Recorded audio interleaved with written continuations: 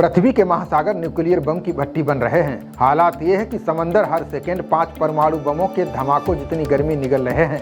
वैज्ञानिकों ने चेतावनी दी है कि इसके कारण रिकॉर्ड तापमान, समुद्री बर्फ का तेजी से पिघलना, कोरल रीफ्स का बड़े पैमाने पर खत्म होना जैसी घटनाएं हो रही हैं। इससे समुद्र में उबाल आया तो पूरी दुनिया में तबाही मच जाएगी। पेरिस समझौते को 1 दशक हो चुका है। इसके बावजूद इस लक्ष्य को पाने में कई देश बहुत पीछे हैं। ग्लोबल वार्मिंग का शैतान दिन व दिन बड़ा होता जा रहा है। ऐसे में दुनिया भर के महासागर तेजी से गर्म हो रहे हैं। इस घटना ने वैज्ञानिकों को चौंका दिया है। हाल ही में फ्रांस ने नीस शहर में शुरू हुए संयुक्त राष्ट्र महासागर सम्मेलन के दौरान विशेषज्ञों ने बड़ी चेतावनी दी है। उनके अनुसार महासागर अब तक 1.7 अरब परमाणु बमों जितनी ऊर्जा सोख चुके हैं। इसका मतलब है कि हर एक सेकेंड 5 परमाणु बम जितनी गर्मी समुद्र में समा रही है। ऑस्ट्रेलिया की University of New South Wales के वैज्ञानिक एलेक्स सेनगुप्ता इस शोध टीम में शामिल हैं। उन्होंने इसे बेहद गंभीर समस्या बताया। गुप्ता का कहना है कि पिछले 10 सालों में महासागरों में जितनी गर्मी समाई है वो 1.7 अरब परमाणु विस्फोटों के बराबर है।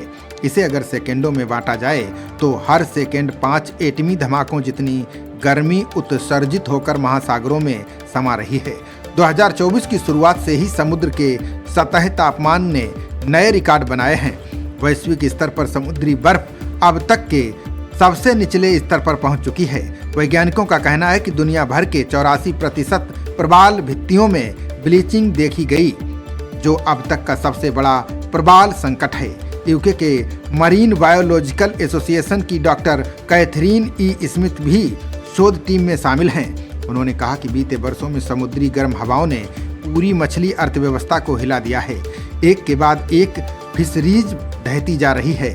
समुद्री जीवों की बड़े पैमाने पर मौतें हो रही हैं और धरती पर भी तूफानों का कहर बढ़ा है। सम्मेलन में संयुक्त राष्ट्र महासचिव एंटोनियो गुतेरेस ने कहा कि समुद्रों को लूट से संरक्षण की ओर ले जाना ही एकमात्र विकल्प है।